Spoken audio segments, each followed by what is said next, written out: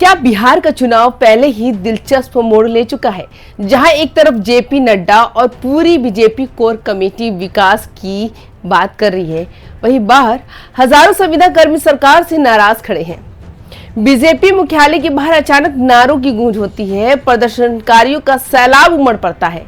पता नहीं ये लोग कब, कैसे और कहां से आते हैं। ठीक उसी वक्त शहर के गेस्ट हाउस में एनडीए के बड़े बड़े नेता, बल्कि बहुत बड़े नेता बंद कमरे में चुनावी मंथन कर रहे थे।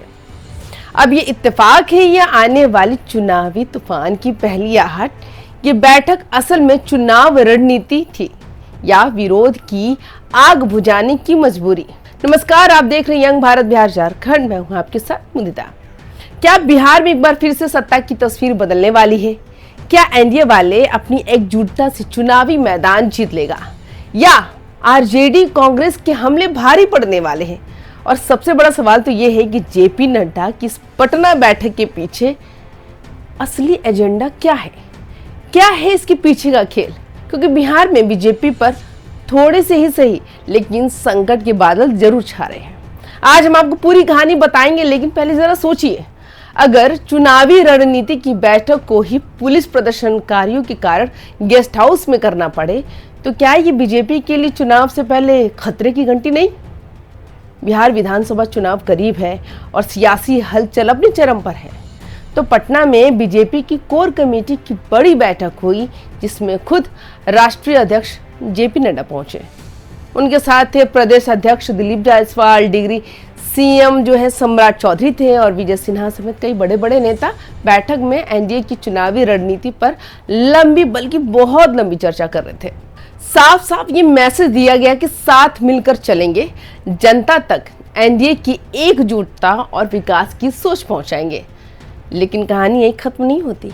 जेपी नड्डा ने बैठक में आरजेडी और कांग्रेस पर जमकर हमला बोला। उन्होंने लालू यादव के दौर पर तंज कसते हुए भी कहा कि तब विकास का मतलब ये था कि सड़क बन गई तो पुलिस जल्दी पहुंच जाएगी और जानवरों के खुर खराब हो जाएंगे। अब आप ही सोचिए दोस्तों, ऐसी सोच के साथ बिहार को कैसे आगे ले जाया जा सकता था? क्या आपको क्या लगता है कि बिहार की जनता आज भी लालू राजकीय से डरती है या विपक्ष बेरोजगारी और भ्रष्टाचार जैसे मुद्दों की सरकार को घेर पाएगा? वैसे इस बैठक से पहले बीजेपी को पटना में विरोध का सामना करना पड़ा। बर्खास्त हुए संविदा कर्मियों ने पार्टी दफ्तर का घेराव कर दिया, नारेबाजी हुई, हजारों की भीड़ और पुलिस की तैनाती हुई। हालत ये हुई कि बीजेपी को अपनी कोर कमेटी की बैठक पार्टी ऑफिस से गेस्ट हाउस तक शिफ्ट करनी पड़ी। अब सोचिए, क्या ये प्रदर्शन चुनाव से पहले बीजेपी की मुश्किलें बढ़ाने वाला संकेत है? नड्डा ने भाषण में कहा कि बिहार की दो तस्वीरें हैं। एक अंधकार में बिहार है, जहां भ्रष्टाचार, हत्या और अपहरण का दौर था, और दूसरी तरफ एनडीए वाला बिहार है, जहां विकास और महिला सशक्तिकरण की बात हो रही है। लेकिन असली सवाल यही है, जनता इस बार किस तस्वीर पर भरोसा करेगी? क्योंकि सर्वे में भी ये बात जाहिर हो रही है। अब तस्वीर जो है वो साफ हो रही है, मतलब जनता को साफ साफ दिखाई दे रही है वो तस्वीर।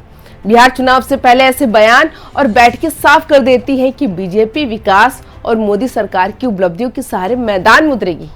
भाई विपक्ष बेरोजगारी और भ्रष्टाचार जैसे मुद्दों को सरकार को घेरने की कोशिश करेगा। तो आप हमें कमेंट्स करके बताइए, 2025 का चुनाव किसके पक्ष में जाएगा? एनडीए की एकजुटता काम आएगी या आरजेडी कांग्रेस का हमला भारी पड़ेगा?